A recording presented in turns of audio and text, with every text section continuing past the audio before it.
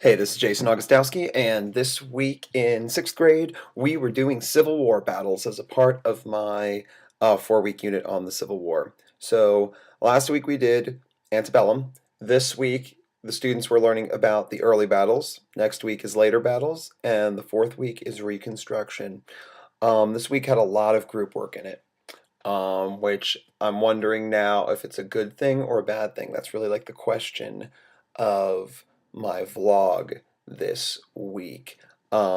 Social studies, they were working in large groups every day this week, doing a bunch of different things. One day they were writing battle strategies. One day they were working in groups to write letters to Lincoln about their progress in the war.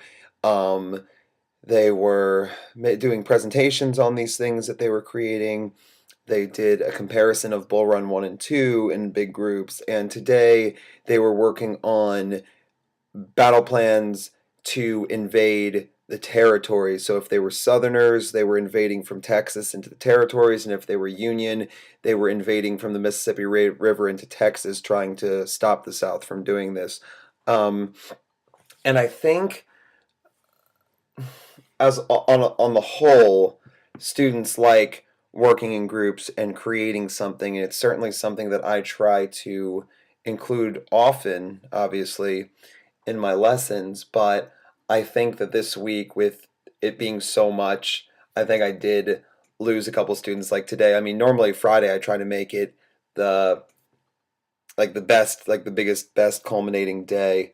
And I think, like, I mean, when I was giving instructions today, I heard like just a couple people, I mean, these are classes of about, you know, 20 to 25 kids because this is social studies.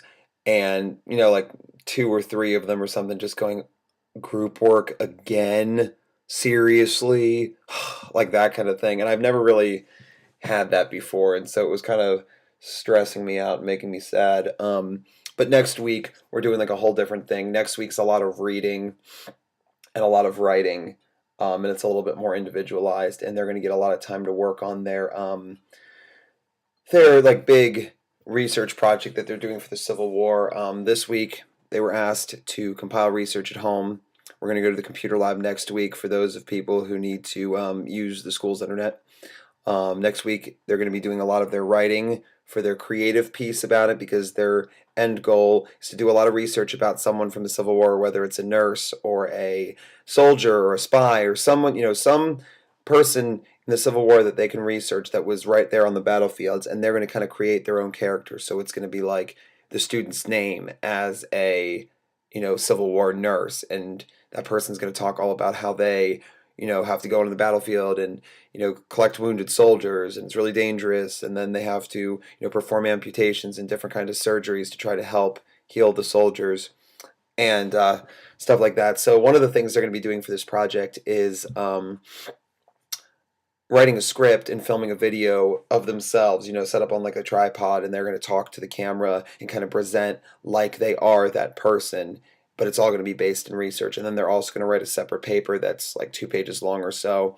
That's like their research paper, which has all of their actual really solid research and their like really solid formal writing in it. So that'll be good. And that's due. They have 3 weeks to do that. Oh, excuse me.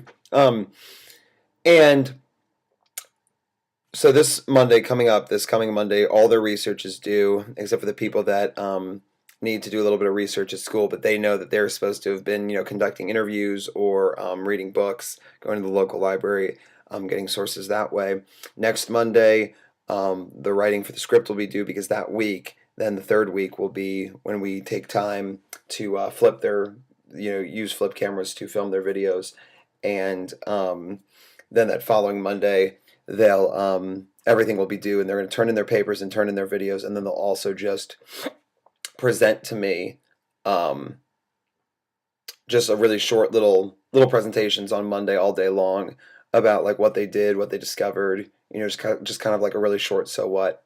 And it's a 500-point assignment, so they're all taking it really seriously, and it looks like they're doing really well with it.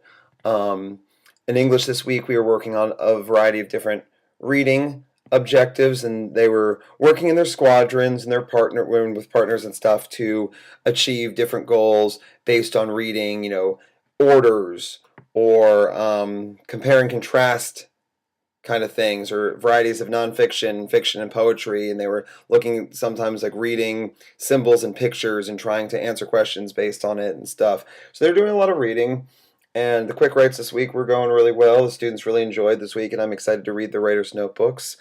Um, but yeah, I'm just feeling a little funky at the end of this week. Because, like I said, I mean, I think that I overdid it with the group work perhaps this week. And so next week, I'm going to have to think of some new kind of exciting things for them to do that's engaging and that's using the upper level of Bloom's taxonomy to assess their understandings, but not so much big group work. And if we do things that are groupish, maybe more like partners or maybe three people in a group rather than, because it varied throughout the week. It wasn't always like this, but sometimes there were like 3-person groups, and sometimes there were 4-person groups, and then sometimes there was like 7-person groups, and even in some classes it went up to 11 or 12-person groups. We just like split the class in half, and it was something like that. And I think the worry is that some kids get lost in that because it's just like a couple people take charge and do everything, and the other kids can kind of just stand around. But I tried to stop that by assigning each person a role, so each person was responsible for doing something. But I think that, I mean, like I said, with so much group work all week, that it became too predictable. Even though I thought each lesson was good, I think they would have been better, staggered rather than all just like really crammed into the same week. Because I think some kids, like I said, not all, I mean, because a lot of them were enjoying it every day and having fun and seemed to be learning a lot.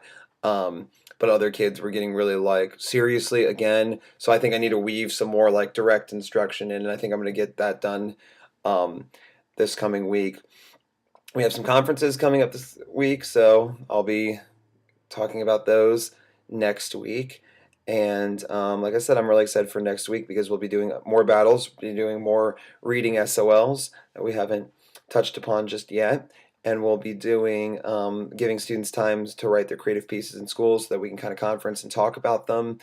And in social studies, we'll be focusing more on the actual history of things and the battles. And like I said, we'll also have time in the computer lab for students to work on their research if they haven't been able to do that at home. And a lot of students are using Diigo, which I've introduced to them, and a lot of them are using it and think it's a really great tool. So I'm really excited about that. All right, see you next week.